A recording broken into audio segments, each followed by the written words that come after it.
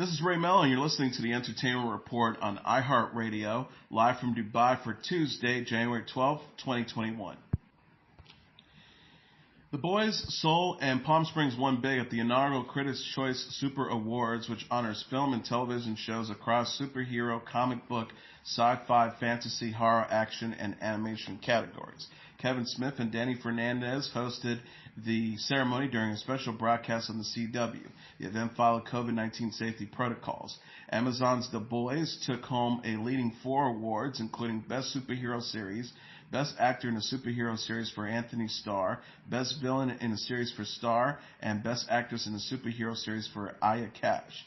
Disney and Pixar's animated feature Soul won 3 awards, including Best Animated Movie, Best Voice Actor in an Animated Movie for Jamie Foxx, and Best Voice Actress in an Animated Movie for Tina Fey. Hulu's Palm Springs also won 3 awards for Best Science Fiction Fantasy Movie, Best Actor in a Science Fiction Fantasy Movie for Andy Samberg, and Best Actress in a Science Fiction Fantasy Movie for Kristen Milioti. The Five Bloods won Best Action Movie, The Old Guard won Best Superhero Movie, The Invisible Man won Best Horror Movie, Jim Carrey won Best Villain in a Movie for Sonic the Hedgehog, Villains won Best Action Series, BoJack Horseman won Best Animated Series, Lovecraft Country won Best Horror Series, and The Mandalorian won Best Science Fiction Fantasy Series. The Legacy Award was presented to Star Trek for its cultural impact. Franchise stars Patrick Stewart and Sonequa Martin Green accepted the award. A 6-part limited series about Sex Pistols guitarist Steve Jones is just the latest of musical biopics to be announced as studios work to chronicle the lives of various music icons. Films based on Aretha Franklin, Elvis Presley, and more are currently in development or set for release in 2021 and beyond. Respect. Jennifer Hudson stars as the late Aretha Franklin in a biopic from director Leslie Tomei, set to be released August 13th. Respect will follow the rise of Aretha Franklin's career from singing in her father's church choir to international superstardom.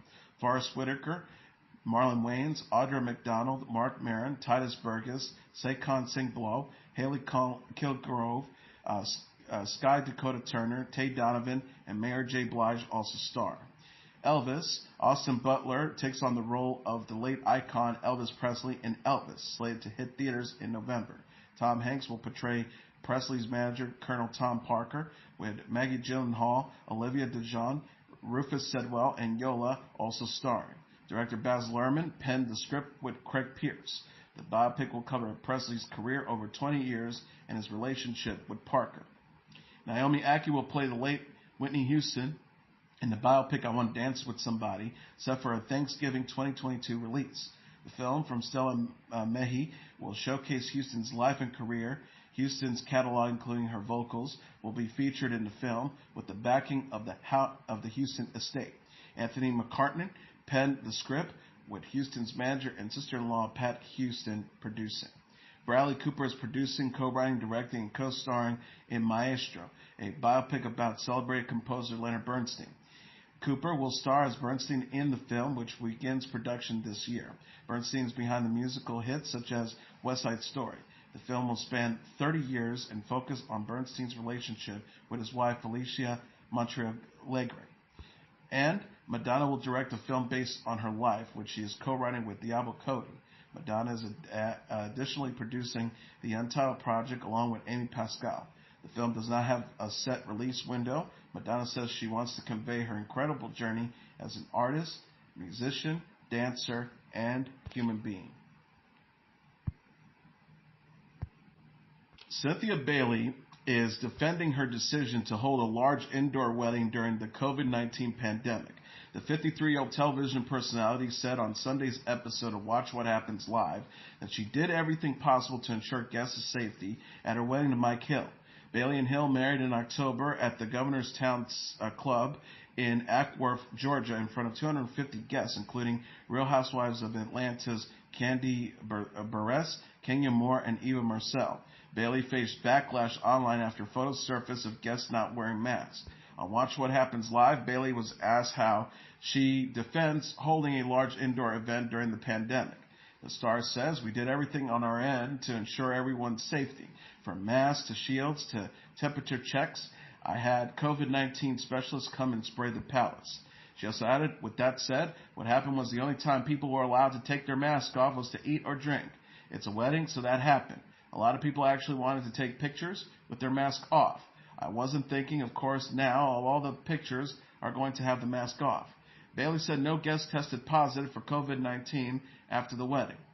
She said, "No, thank you, Jesus. No one tested positive as a result of being at our wedding." Bailey and Hill got engaged in July 2019 after more than a year of dating.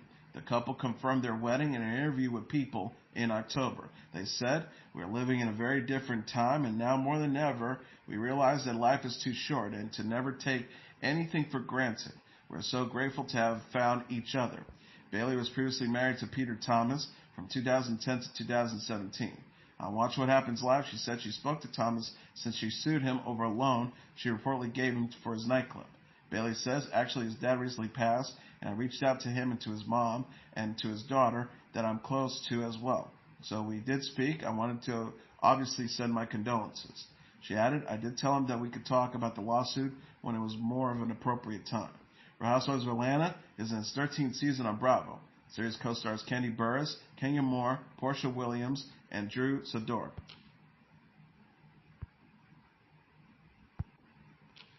The Umbrella Academy is giving a glimpse of its Sparrow Academy cast for Season 3.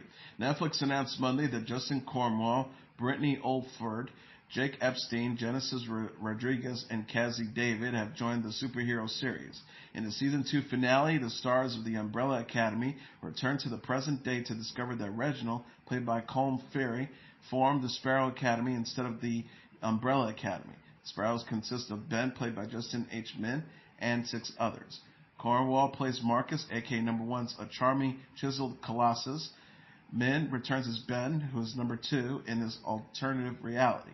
Oddford plays Faye, a.k.a. Number 3, the smartest person in the room, with Epstein as Alfonso, a.k.a. Number 4, a battle-worn hero armed with a caustic and biting sense of humor. Rodriguez portrays Sloane, a.k.a. Number 5, a romantic dreamer. David plays Jamie, a.k.a. Number 6, a loner who is smart and sharp as a knife. Christopher as Number 7, as a telekinetic cube of unknown origins. The new characters joined the Umbrella Academy's Luther, played by Tom Hopper, a.k.a. Number 1, Diego, played by David Castaneda, a.k.a. Number 2, Allison, played by Emily Radford Lampin, a.k.a. Number 3, Klaus, played by Robert Sheehan, a.k.a. Number 4, 5, played by Aiden Gallagher, Ben, played by Min, a.k.a. Number 6, and Vanya, played by Elliot Page, a.k.a. Number 7. The Umbrella Academy is based on the Gerald Way and Gabriel Baz comic book series. The TV series was renewed for Season 3 in November. The Umbrella Academy showrunner, C. Blackman, shared the title page of the Season 3 premiere script in November. The episode appears to be titled Meet the Family.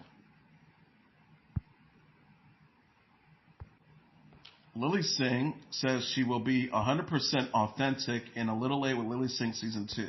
The 32-year-old comedian and television personality discussed the challenges of late-night TV and the upcoming season of A Little Late during Monday's episode of Today. A Little Late Season 2 will premiere Tuesday at 1:35 a.m. Eastern Standard Time on NBC. On Today, Singh says that the new season will have so many changes. The star says, "I think for me, Season 1 was a lot of learning. It was understanding what is late night, what is allowed, what is not allowed, how am I supposed to navigate this world." She said, "Admittedly, I feel like in Season 1, I wasn't always myself. I said I was going to break the format. I don't feel like I completely did. I still hit that mark. I still redid lines when I messed up."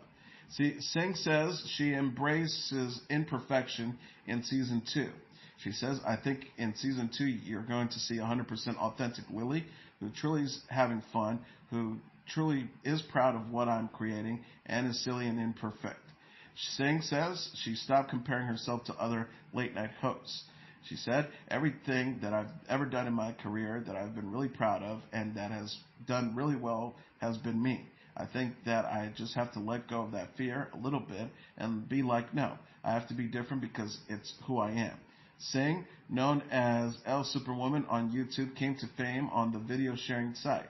She shared her excitement about A Little Late in July 2019 ahead of the show's premiere.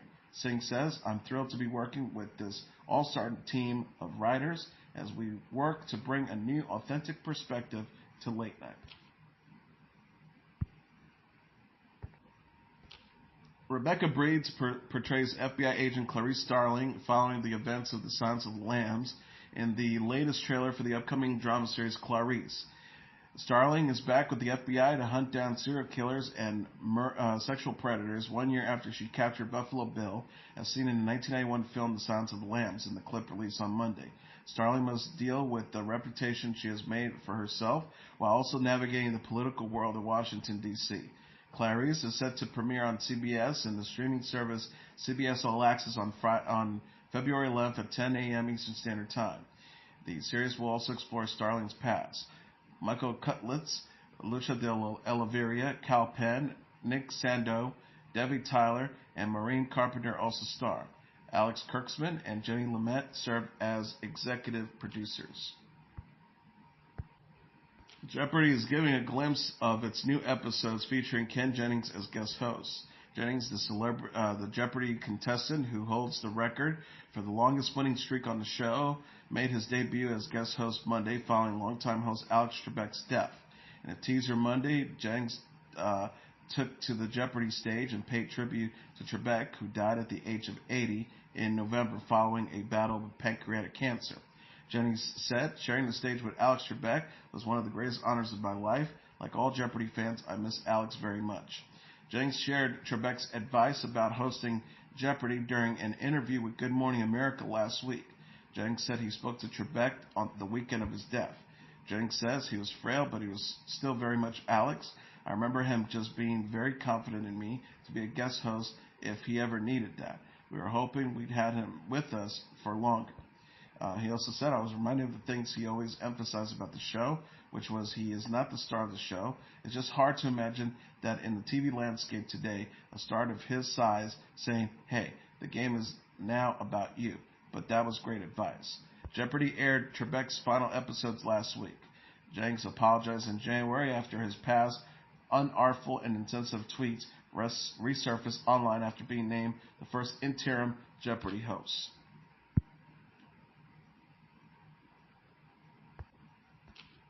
Lana Del Rey is giving a glimpse of her Chemtrails Over the Country Club album cover.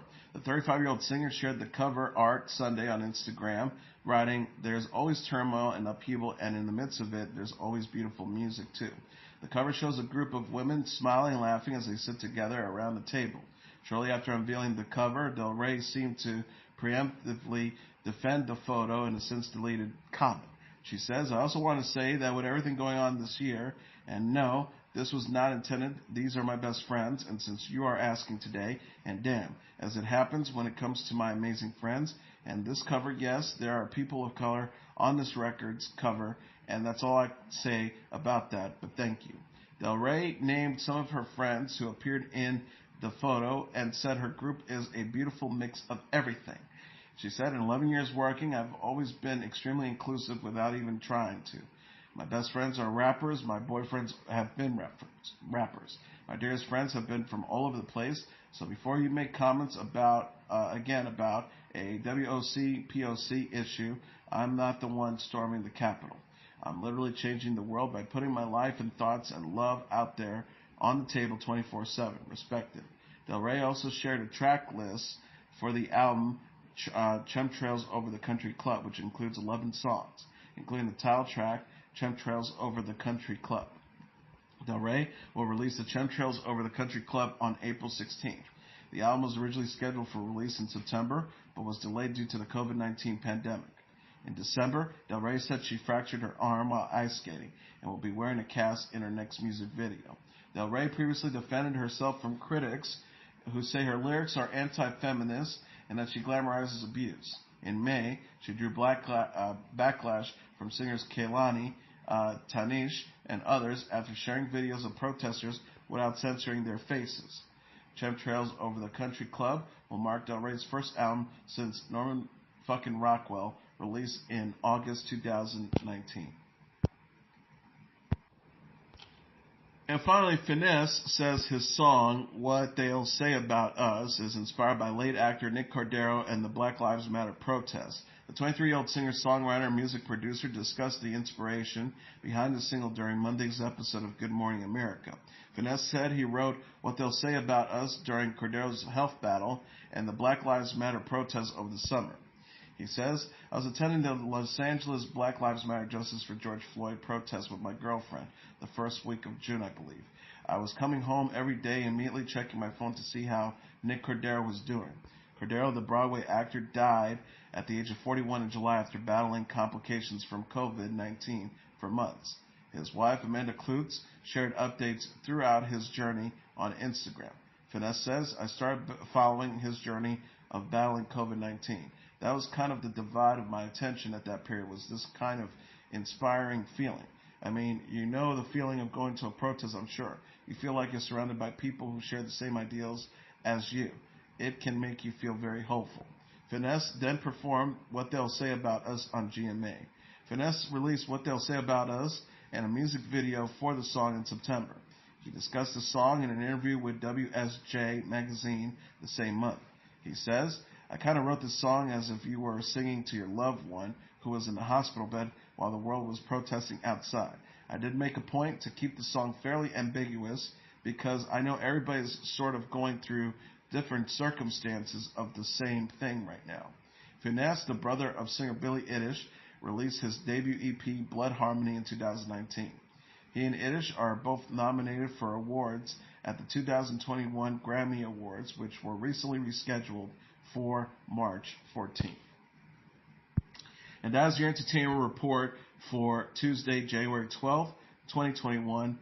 I'm your host, Mr. Downtown Ray Melo. I'll be back tomorrow to deliver some major stories and trends going on in the world of entertainment and beyond. You can follow the show on Facebook, Twitter, or Instagram, facebook.com/The Entertainment Report with Ray Melo. That's RAYMELO. On Twitter at The Enter Report, or on Instagram at The Entertainment Report. You can listen to this episode or any previous episodes of The Entertainment Report anytime you want on iHeartRadio. Just go to iHeart.com or your iHeart phone app, search for The Entertainment Report, and it'll take you to the page. Good night, and God bless you all.